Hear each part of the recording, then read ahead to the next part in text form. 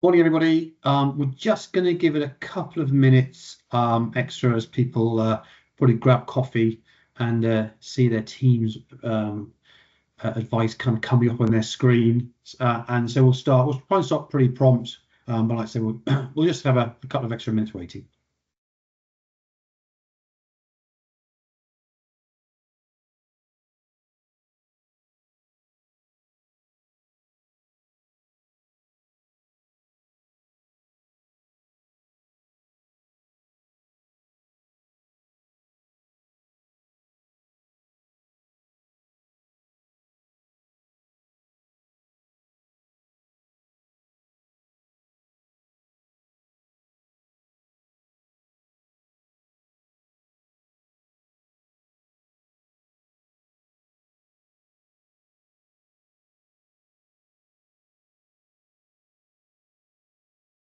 We'll give it one more minute for those people arriving, and then we'll stop. We'll start fairly prompt.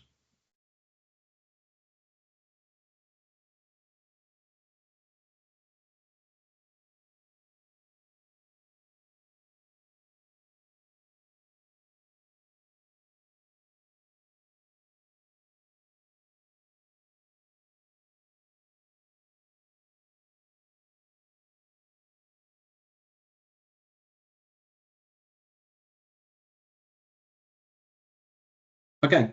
Good morning, everybody. Thank you for joining us today. On our webinar about navigating your options from VMware to AWS. Just a quick round of introductions. I'm Ross Holliday. I'm the Sales Director at Expert Thinking. Hello, I'm Colin Barker. I'm the head of AWS here at Expert Thinking too. So today we're going to cover in brief our response and your potential response to some of the announcements over the last 12 months from Broadcom. It's a pretty tight agenda because we want to be really direct in this space and give you some options around migration and the market in general in response to Broadcom. So at the end of the day, we're going to cover the kind of landscape. I'll do that at high level. Then we'll look at the benefits and strategies around migration, a couple of options which we have already pursued for customers, so native versus Nutanix. Some of the challenges we're seeing in real life, and so I thought that would be a real benefit to hear from us in terms of what we're finding in terms of actual real life stories around migration challenges. We'll dip into the AWS funding programs that we're using on customers' behalf to accelerate some of the assessments and services and actual migrations within this market. A Q&A. There is a Q&A button actually in Teams, so if you just want to post a question at any time, Vicky, head of marketing, will moderate those questions and then post them to myself and Colin as we go along. And then we'll discuss next steps and a call to action at the end in terms of complimentary assessment, which we're offering for attendees to this webinar.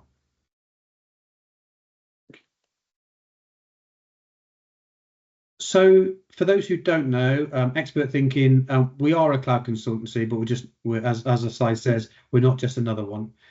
We have four key areas at the moment in terms of outlook and practices within the business, and I'll cover them briefly. So cloud platforms, this is where we're helping design and engineer cloud platforms for customers, really trying to get to the real business benefit cloud can bring. This is from sometimes a greenfield perspective, but often the case actually we're finding engaging with customers who are already looking at cloud, who have already adopted cloud, and really looking to actually now drive real business benefit in terms of modernization. That can be from a cost, velocity, or just a technical perspective. They're trying to get more out of what they have already. We have a deep-seated knowledge in the DevSecOps, DevOps, and cloud automation practice. And really that's kind of organizing a set of tool sets to engage your devs, increase velocity, compliance, security in the DevOps space. Third practice, which is, as you can imagine in the current market around AI, is extremely busy, is cloud data and AI. And it's really an interesting practice at the moment because what we're finding is a lot of customers are looking at AI, but actually the maturity in the market around AI, certainly over the last 6 months, we've seen it as now people are looking at the basics of data and creating lake houses, data warehouses, and trying to get a handle on AI data from a compliance perspective, but also as an enabler to AI. And we think that's a real good thing in the market. It shows a level of maturity that we ourselves were hoping for around generative AI especially. And finally, really, why we're here today, cloud migration. So we have practices all the way across cloud migration for most of the hyperscalers today. We're going to concentrate on AWS, of course, and that's really helping customers adopt and migrate to cloud. As an AWS Advanced partner, we feel we're pretty uniquely positioned there, and that's really, we feel that because we have that experience in the real world of migrating workloads, but also managing migrations and assessments from start to finish. So the landscape is changing. Well, the landscape has changed, to be honest. So in November 2023, when Broadcom acquired VMware, I think we all thought that it may be an interesting time, and it certainly has turned out to be that. What does the future hold? I think for the moment, it holds three areas of concern. One is cost. I think from our experience dealing with multiple customers across public sector, enterprise, corporate, SME, SMB, a range of customers, the level of uncertainty in the Broadcom purchases is high. Cost, on average, we're seeing about a 300% increase year on year on renewals, and we've seen that exponential in some cases. And that's really grown that uncertainty, not just from now why Broadcom have done that. I think there is reasons Broadcom has done that. I'm not going to go into it on this webinar, but also what is the future hold. We've seen a number of pushes from Broadcom to push renewals into 3-year renewals. So I think we just need to be careful as a business and to help you as customers understand that potentially that is what might happen in the future. So there'll be no longer a 1-year renewal available to buy yourself some time. And finally, modernization. I think for us in this whole area, whilst these are, I'd say, concerns, what we're seeing with multiple customers we're dealing with at the moment, it's an opportunity. It's an opportunity to modernize, an opportunity to re-look at the need for cloud or for VMware or hypervisors, or the need for applications, and modernize where possible. And Colin's going to cover a couple of options later in this slide deck, which we think really can enable customers as part of this journey away from Broadcom to adopt a more modernization strategy. So in essence, many customers are considering alternative solutions. And I'm going to hand over to Colin, the technical voice on this call, to walk you through those solutions in detail and some of the challenges we're helping with. No problem. Thank you very much, Ross. And actually, I think that time-sensitive renewal, I think that's where you can actually lose a lot. You know, the idea that renewal not going through would actually mean you lose your cluster. So, yeah, how can migrating away from VMware and onto, say, AWS in some way, shape, or form help you? Well, for example, cost savings. Yeah, that's a very easy one from here. You're removing that capital expenditure, your CapEx spend of having to purchase all of that hardware up front, go through procurement cycles, all that kind of stuff to to bring you on and just get things up and running, and especially with the Broadcom licensing as well. Yeah, you've got to think about that all up front versus, you say, running flexibly at scale on a cloud provider such as AWS. Yeah, they offer that sort of, they say unlimited scalability. I think you have to think of it like it's a utility-based system. You pay for what you need, and you only use what you need. So it allows you to quickly adjust to that demand. It allows you then to scale back if need be as well. Again, more cost savings on that front as well.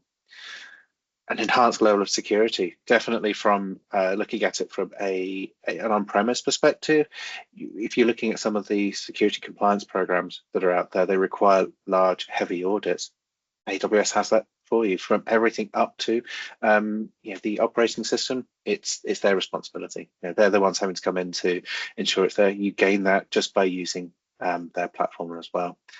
And through that scalability, because you're making the cost savings, through that security as well, you've got a chance to innovate, the ability to have the time, the agility to be able to modernize your applications as well. The ultimate way forward when moving into the cloud.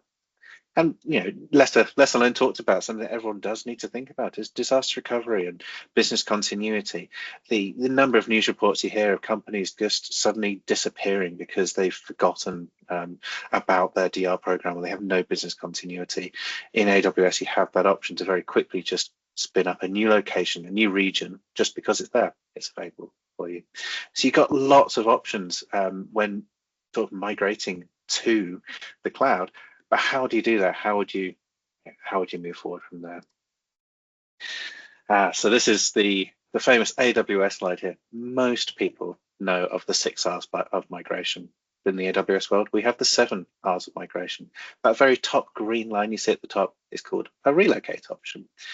Now, with the advent of VMware Cloud on AWS, this relocate option has been available to customers wanting to very quickly migrate into AWS. It gives you that stepping stone of being able to take the skills you already have, the knowledge, your single pane of glass, and just shift it into the easy scalability within AWS. But Broadcom making their changes have made that route incredibly difficult, and as such, AWS no longer offer VMware Cloud on AWS to new customers. So how do we do that? So we look at some of the other options. You're looking at the rehosting, replatforming, refactoring. They're all the routes that will take you into an AWS native endpoint. But what if you can't? What if you don't have the time or the knowledge or potentially the skill to refactor to a cloud native platform?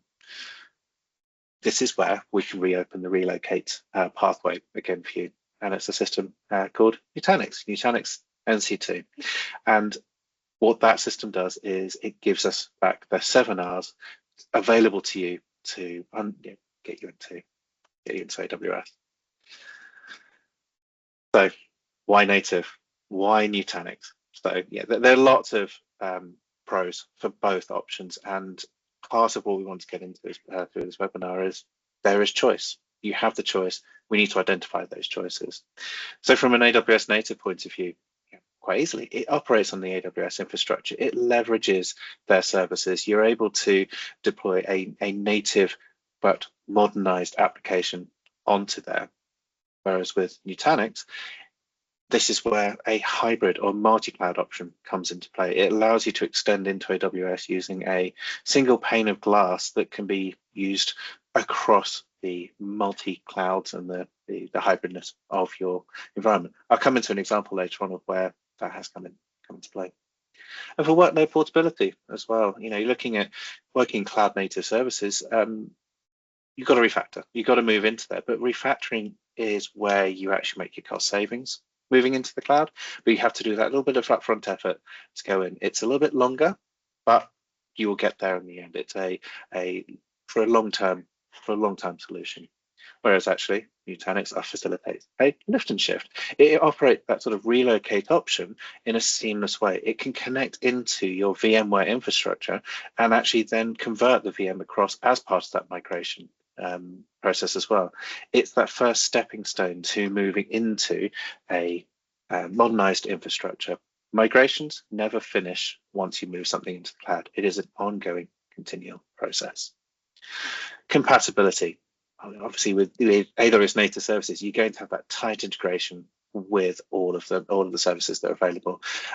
You would have to do that conversion, but when you are sort of that working closely with those AWS services, you're able to use them in the way that they're meant to be used, that you get the cost savings, the benefits, the optimized way that these systems work together. Whereas Nutanix, it is a hypervisor-based system. It's a system that it's a system that you understand. It gives you the compatibility to just accelerate things. And with the Broadcom changes, with that sort of worry that you're going to be forced into a lengthy 3-year, very expensive renewal to stay on VMware, or you lose your cluster, this is a great way of just keeping the skill set that you have to be able to move across into a system from there. First kind of thing, we've got this 2 different use cases. One is for cloud-first strategies, it's for modernizing application. The other one is for hybrid strategies, disaster recovery, or the speed of getting into the cloud. Neither option is better than the other. I think that's one thing I want to kind of point out. You have a choice to move across, but you want to get there in the end. You want to use these as stepping stones to bring you into the cloud as well. But there are other challenges as well, and I think this is where we want to sort of tie in the strategy to migrating into the cloud, into these options as well. You've got a load of Collaboration, getting people to collaborate with the migration, it's very key. You need to get everybody bought in, including your key stakeholders. Let's take it for example, if you don't have a key stakeholder readily available, they could slow your migration down. You've got this Broadcom renewal that's coming up in the future that you have to meet. It's going to be one of those hard deadlines. At some point that'll renew. You've lost your option to migrate across. You've lost your option for that cost saving as well. So that's why you need to involve the right people right there from the start. But at the same time, you've got to know your constraints. And actually, that's one of the key things where we have to make that decision between native and or another option moving into the cloud, is knowing where you're coming in as your constraints. And we've got this example coming up later on as well. Identifying existing skills, knowing what you currently have within your business is key for a successful migration. The migration itself is only step one. Operating your system in the cloud is a big thing, and it's something that everybody tends to forget when they move down the cloud route. So we want to make sure we get there. And building those solid foundations from the start isn't just a technical thing. Yes, we've got the idea of building a great landing zone for you, but it's the ability to use that landing zone, it's the ability to understand that, it's the ability to use everything from there. You need to have that solid foundation from the start, and that's going to last you multiple years into the future. And as such, we need to take a well-architected stance from there. So I know there's so much to consider here, but let's just pick a couple of points out of this that I mentioned before. And one of the ones I want to go to is knowing your constraints. And actually, this is a real world example we've had in the cars. Let's have a quick look at this. I'm not going to go into too much detail on this, but here's an example of a hospital that has an on-premise system, and for example, it hooks up to the HCM network, the healthcare network. They have very specific requirements in regards to network addressing.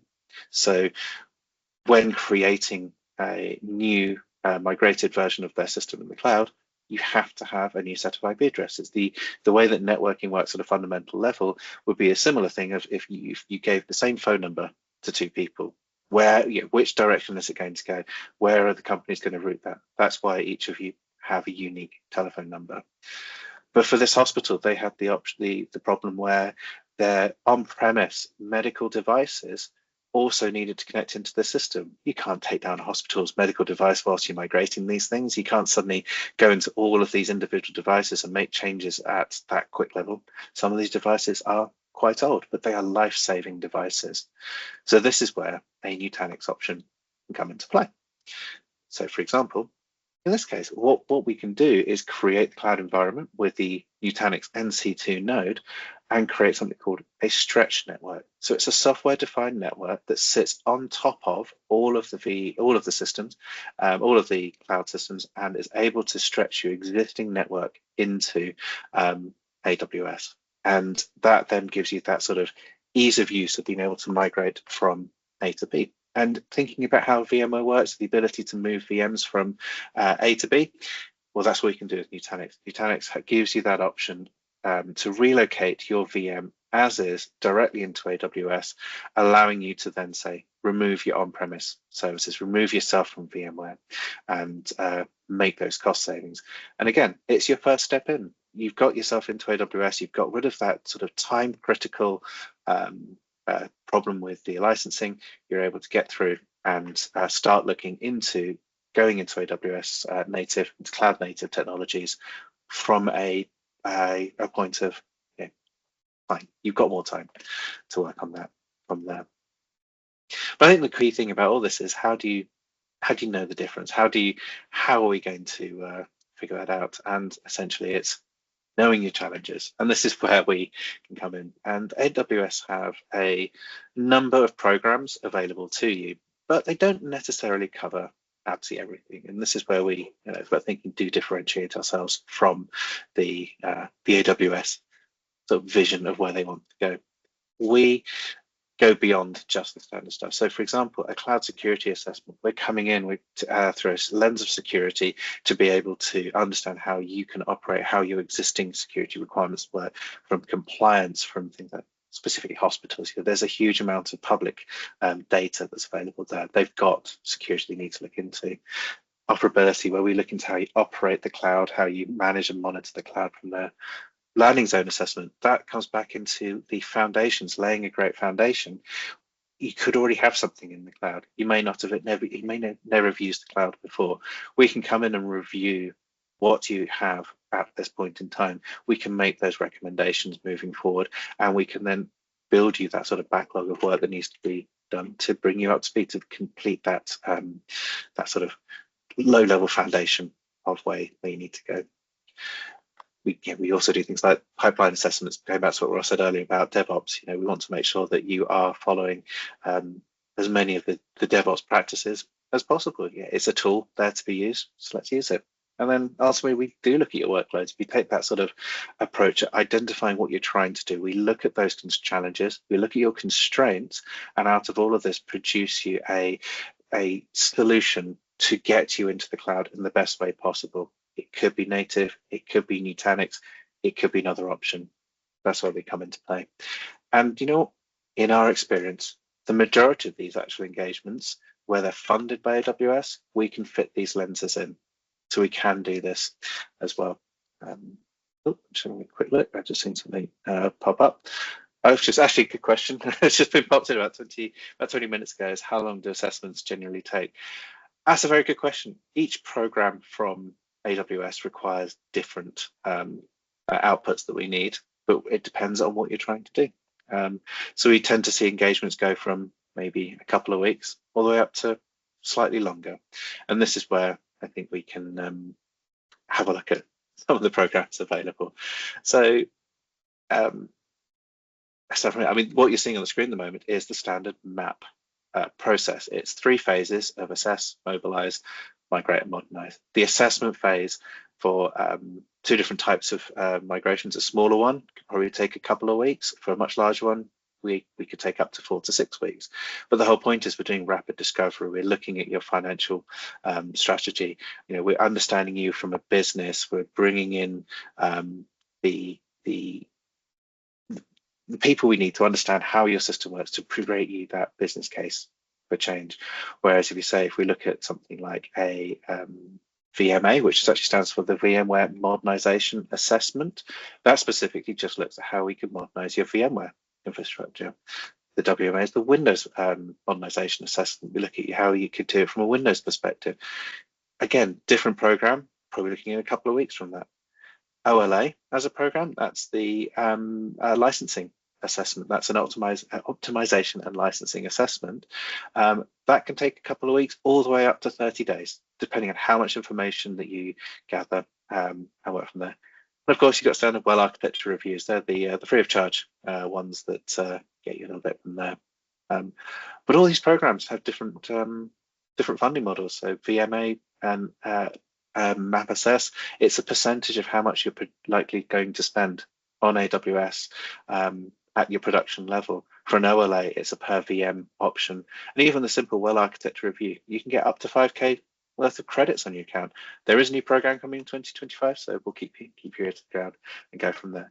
But the whole point of these programs is that we're assessing you to give you a clear view on what it would be to migrate in. So we're looking to set you up to mobilize, to building your platform, getting you mobilized and ready to go, and then essentially accelerate you into the cloud. All of these assessments all come into play from there. Cool.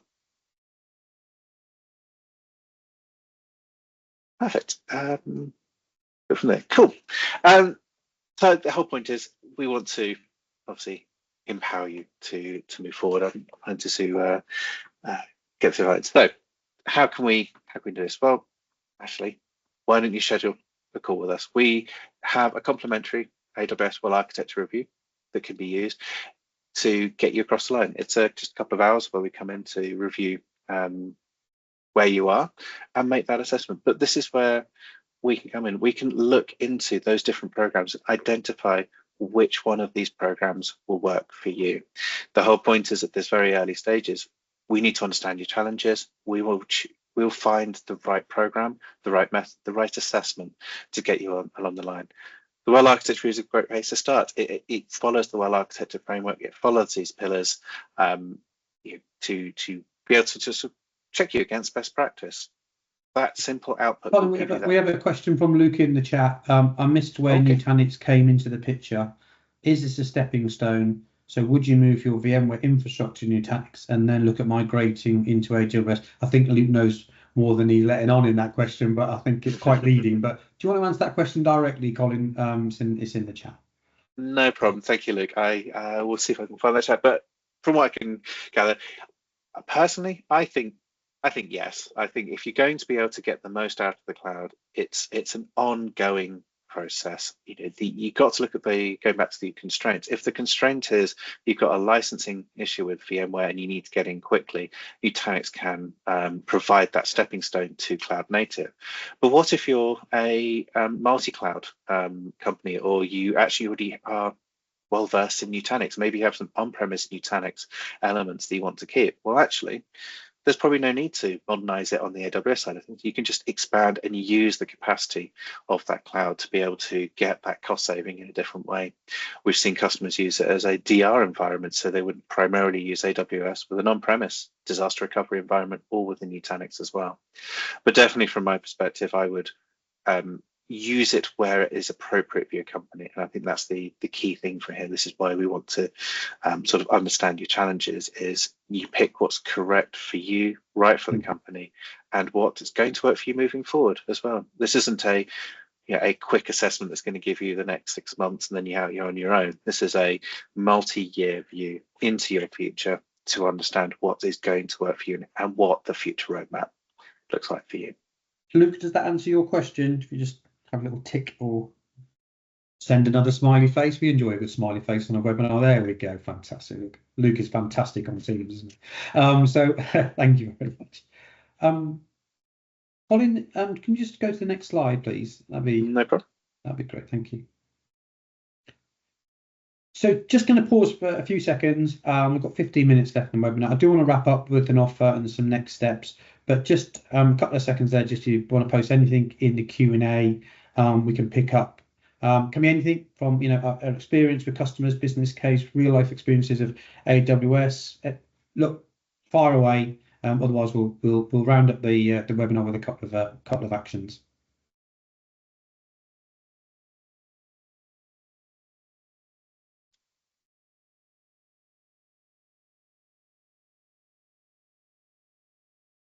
Vicky, just check there's nothing else in the chat for you. Oh, we've just got another one. Okay.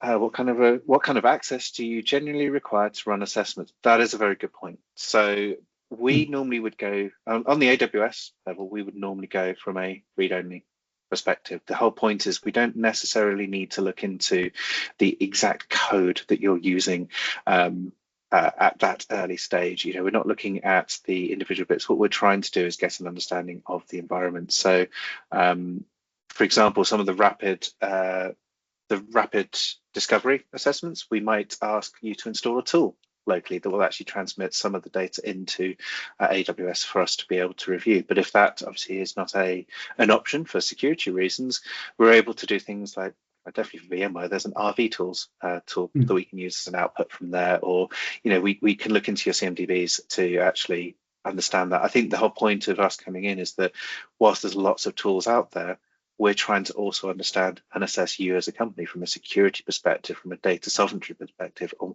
what data would work. But ultimately, the more data you can actually supply to us, the more accurate that assessment is going to be. So from I think from a recent standpoint, one of the hospital customers, and actually we have a customer that's based in the US under ITAR regulations, we have zero access to their environment. We had to do everything through screen shares, which is still an option. It still works, and we'll do the best we can to actually give you the best options, the best strategies moving forward. But yeah, normally it very much depends. But you say the more access we can get, the better. It's probably the best way. So a couple more there. I think we can probably cover this quite briefly. What's that type of stakeholders are normally involved in the process? I mean, from our experience, we generally will let you know what stakeholders we need for each of the workshops in terms of the persona and what we need. But it is always good to have. Sorry, I didn't cover, but CISO kind of engagement. Yeah, I think if we break it down ever so slightly, I think one of the key elements from a MAP process is called the migration readiness assessment. It's based off the cloud adoption framework, and that's kind of where we want the stakeholders to be brought into the process. So actually having the high level CISO suite as part of that particular workshop means you can understand if there's any differences in the strategy between individuals within a company. Maybe one side of the CISO suite, so maybe a CISO versus a CTO might have a different idea of where to take things forward. That's where we can identify it. But then if we go into like in depth, for example, a landing zone assessment would probably be more of a technical stakeholder that would need on that. We wouldn't necessarily want a take up the time of the C level at that point in time. So yeah, it very much depends on where in the process it is. Some of the shorter assessments we go technical. I think that's a good answer, mate. And then the last one is, how do you choose the most appropriate assessment for a customer? I think that's probably relating to one, the number of acronyms that AWS use in terms of their assessments, and also, the kind of, the complementary assessment that we're offering as part of the webinar, I guess, all the way through to the full-blown MAP assessment. So the question is, how do you choose the most appropriate assessment for a customer? That's good. I mean, actually, there's kind of some of the programs actually are based on where you're coming from. So, for example, MAP as a program is only available to coming from on-premise or outside of AWS. VMware Cloud, for example, is on AWS is considered AWS, so MAP doesn't apply. But that's where we've got the VMP program as well. But actually, where you can combine programs as well. So if you are on-premise on VMware, you're actually potentially eligible for both MAP and VMP at the same time. So that's where we kind of look at it from that high level. We want to understand where you are at this point in time, where you need to go, and then the assessments kind of then fall into place from there. Thanks, Gordon. There's no more questions. So if we just wanted to move on to the final couple of slides. So look, I'm in sales, so I'm not. I'm going to beg forgiveness here, but as a slide in terms of that, we really do believe that we can deliver real business benefit. We are independent and unbiased, so in essence, I think one of the things we have covered here is we have an opinion, and we can help with that opinion and help you navigate, which is currently sometimes a difficult subject. With multiple options, we mentioned 6 R's, 7 R's, but there's also technology in that, right? So we can certainly help. We are really lucky in this business to work with some superb experts in the field, and you can have access to all of those people as part of the process with us. We have multiple references, proven experience. I hope we've covered that really well today, and we covered a couple of use cases around native and around Nutanix, but we have multiple use cases and multiple customers in different areas. I'm very happy if you want to reach out and for your industry or particular question around that topic, and we can dive into that. And finally, look, I think we do see ourselves as different. I mean, we do. Hopefully, we've shown today around the vanilla approach versus the expert thinking approach. And again, if you want to get into a conversation about other areas we can help you around your migration, data, AI, modernization, we'll be really, really keen to engage. And then we move to the final slide, which is thank you very much for joining. I hope you've enjoyed it. As an advanced partner, we're going to deliver these as a series of sessions. I think the next session will probably be around reInvent, which myself and Colin are off to in a couple of weeks. Again, reach out if you're going, and we'd be happy to meet up. Our contact details are on there. We'll share the slides, which will have the link also for the complimentary assessment. But yeah, thank you very much for joining. Hope you've enjoyed this time, and we'll hope to see you again on the next webinar. Thank you very much, Steve. And thanks, Luke, for your emojis. You're world class. Thank you all. Have a good one. Thank you. Cheers. Goodbye.